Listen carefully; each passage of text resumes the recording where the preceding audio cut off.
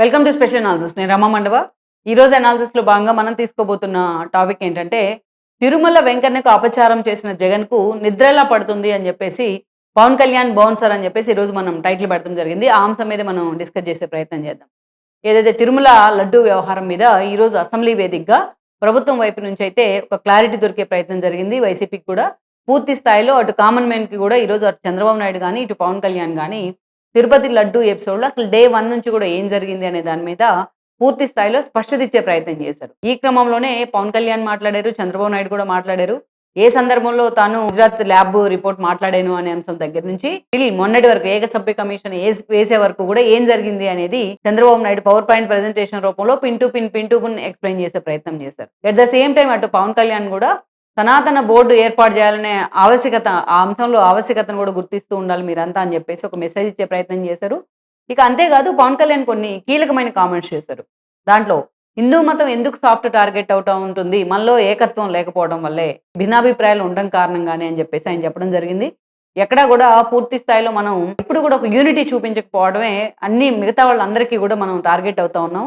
మన మతంలోకి మనం కులాలను తీసుకురావడం వల్లే మనం సాఫ్ట్ టార్గెట్ అవుతా ఉన్నాం అని చెప్పేసి చాలా డెలిబరేట్గా మాట్లాడారు. ఆయన చాలా ఎక్స్టెంట్గా మాట్లాడారు పవన్ కళ్యాణ్ కొన్ని అంశాల మీద. అయితే ఈ క్రమంలోనే పవన్ కళ్యాణ్ ఇంకొక మాట కూడా అన్నారనమాట. ప్రత్యేకంగా జగన్మోహన్ రెడ్డి ఏదో దగ్గరే కూర్చొని తిరుమల లడ్డూలో కల్తీ చేశారని మేము అంటం లేదు. జగన్మోహన్ రెడ్డి మీద జగన్మోహన్ స్వయంగా వచ్చి తిరుమల లడ్డూలో కల్తీని కలిపారని మేము చెప్పట్లేదు. లేకపోతే వాటిని కెమికల్స్ యాడ్ చేసి వాటిని డీకంపోజ్ చేశారని కూడా మేము చెప్పట్లేదు. క్లారిటీగా ఒకే అంశం చెప్తా ఉన్నాం. ఆ రోజు ఎవరైతే కొనుగోలు కమిటీలో ఉన్నవాళ్ళు కానీ, టీటీడీ బోర్డు చైర్మన్గా పనిచేసిన వాళ్ళు కానీ, అప్పుడు అక్కడ ఈవోలుగా లేకపోతే అడిషనల్ ఈవోలుగా పనిచేసిన అధికారులు కానీ వాళ్ళ ఇన్వాల్వ్మెంట్ని మేము ప్రశ్నిస్తూ ఉన్నాం. ఈవెన్ ఈరోజు సిబిఐ ఏర్పాటు చేసిన సిట్టు అదే చెప్పింది. మేము ఏదైతే ఈ అధికార స్థాయిలో జరిగిన లోపాలు బయట తీయడానికి ఈరోజు ఏకసభ్య కమిషన్ వేయడం జరిగింది. రేపు ఏకసభ్య కమిషన్ కూడా దినేష్ కుమార్ ఆధ్వర్యంలో ఏర్పడిన ఈ కమిషన్ కూడా అదే చెప్పబోతుందని చెప్పి పవన్ కళ్యాణ్ మాట్లాడారు. అంతేకాదు ఇంకొక అంశాన్ని ఆయన హైలైట్ చేశారు. ఇప్పటికైనా సరే వైసీపీ నేతలు తప్పు జరుగుంటే, మనం అదే చెప్తా ఉన్నాం ప్రతిసారి, తప్పు జరుగుంటే మీరు ఏ శిక్షకైనా మేము సిద్ధంగా ఉన్నాం. ఎవరైనా సరే అందులో దోషులుంటే బయటికి తీసుకురండి, మేమే వాళ్ళని ప్రభుత్వానికి అప్పగిస్తామన్న విధంగానో లేకపోతే పోలీసులకు అప్పగిస్తామన్న విధంగానో మాట్లాడితే చాలా హుందాగా ఉండేది.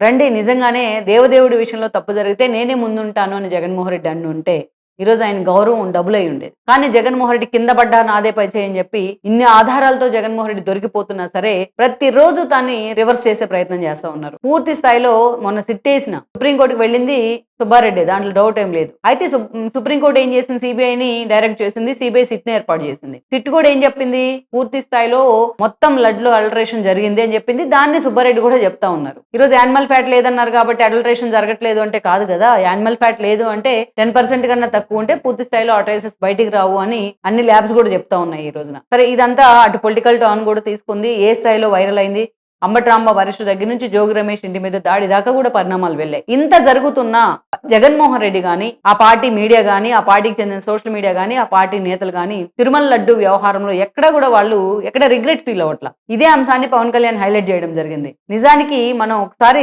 తిరుమల దర్శనానికి వెళ్తే ఆ దేవదేవుడి ముందు నుంచి ఉంటే అంతటి నిలువెత్తు విగ్రహాన్ని చూసిన తర్వాత ఎక్కడన్నా మనం గతంలో తప్పులు చేసినా కూడా ఆయన ముందు మనం కన్నీళ్ళ రూపంలోనో ఎమోషన్ రూపంలోనో బయటకు వస్తూ ఉంటాయి, రిగ్రెట్ అవుతా ఉంటాం. ఇంత జరుగుతూ ఉంటే వైసీపీ నేతలు రిగ్రెట్ లేదా? రేపు ఉదయం వెళ్ళి శ్రీవారి ముందు నుంచి ఉంటేనో తిరుమల వెంకన్న సన్నిధికి వెళ్తేనో వాళ్ళు ఆ దేవుణ్ణి ఎలా ఫేస్ చేస్తారు ఇంత తప్పు చేసిన తర్వాత అని చెప్పి పవన్ కళ్యాణ్ అడిగారు. అది వ్యాలిడ్ పాయింటే.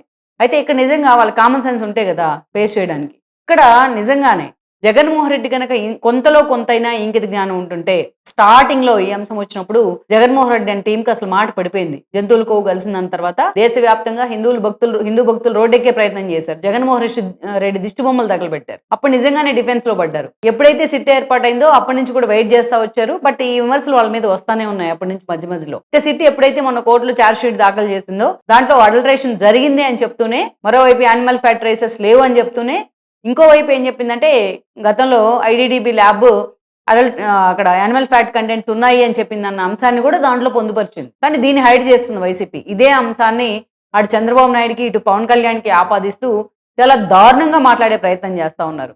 వీళ్ళకేదో వెంకటేశ్వర స్వామి మీద భక్తి పొరలిపోతున్నట్టు వీళ్ళు బిహేవ్ చేస్తా ఉన్నారు. ఎంత దారుణంగా జగన్మోహన్ రెడ్డి ఈ విషయంలో తప్పు మీద తప్పు చేస్తానే వచ్చారు. గతంలో తిరుమల వెంకన్న 2 కొండలు 7 కొండలు కాదు అన్నందుకు ఏం జరిగింది మీ తండ్రికి అని చంద్రబాబు నాయుడు ఎన్నోసార్లు చెప్తా వచ్చారు. అలాంటి ఎగ్జాంపుల్స్ జగన్మోహన్ రెడ్డికి చాలానే ఉన్నాయి. ఈ రోజు దేవదేవుడి సన్నిధిలో నువ్వు చేయకూడని పాపాలు చేశావు కాబట్టి 5 ఏళ్ల పాటు ఈ రోజు ఆ పంగనామాల రూపంలో రెండు ఒకట్లు వచ్చినాయి, 11 సీట్లు వచ్చినాయి. అయినా సరే ఇంత తప్పు జరిగింది అన్నప్పుడు తన తప్పు ఒప్పుకోనో లేకపోతే తప్పు జరుగుంటే మీరు బయటికి తీయండి అనో సవాల్ చేస్తుంటే జగన్మోహన్ రెడ్డి క్రెడిబిలిటీ ఉండేది. పదే ఇదే అంశాన్ని మసిపూసి మారేడుగా చేసే ప్రయత్నం. పరకామన్లో $13 దొంగతనం జరిగితే మీరు అతను ₹1 చెల్లించాడు, అది అసలు దొంగతనమా అని మాట్లాడడం, ఎంత నీచంగా మాట్లాడే ప్రయత్నం చేయడం, ఇవన్నీ కూడా జగన్మోహన్ రెడ్డిని తిరుమల లడ్డు విషయంలో నిజంగానే డౌన్ఫాల్ చేశాయి. అయితే ఇక్కడ ఇంకో విషయం ఏంటంటే ఇప్పటికైనా ప్రభుత్వం వైపు నుంచి కూడా ఒక పుల్ స్టాప్ పడే దిశగా ఒక ఇనిషియేషన్ రావాలి. దీని మీద ఎక్కడో చాడ ఏకసభ్య కమిషన్ వేశారు కాబట్టి ఈరోజు సుబ్రహ్మణ్య స్వామితో ఒక ప్రయోగం చేయించిన అది కూడా వర్కౌట్ కాలేదు వైసీపీకి.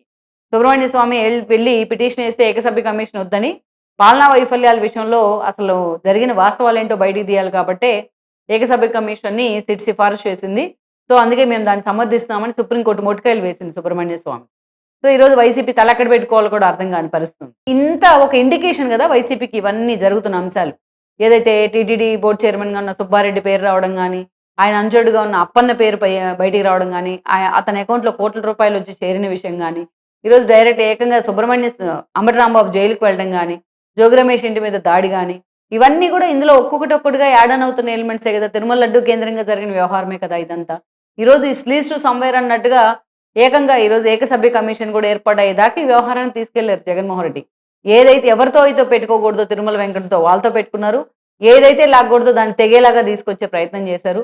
రేపొద్దున ఏకసభ్య కమిషన్ మొత్తం తేల్చిన తర్వాత జగన్మోహన్ రెడ్డి అండ్ టీము ఇప్పటికే చాలా ఫేస్ చేస్తా ఉన్నారు ఈ ఇష్యూ కారణంగా.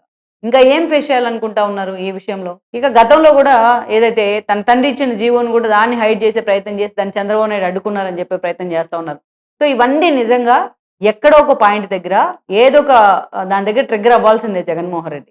పవన్ కళ్యాణ్ అన్నట్టు ఆ దేవదేవుడు ముందు కూర్చొని అన్నప్పుడైనా, ఆయన ముందు నుంచో ఉన్నప్పుడైనా నిజంగా రిగ్రెట్ ఫీల్ అవ్వాల్సిన సందర్భం ఇది జగన్మోహన్ రెడ్డికి. ఇప్పటికైనా అటు అధికార పార్టీతో పాటు ఇటు జగన్మోహన్ రెడ్డి కూడా ఈ అంశానికి ఎక్కడో చోట ఒక లాజికల్ ఎండ్ లేకపోతే కష్టం. పవన్ కళ్యాణ్ కూడా అదే చెప్తున్నారు.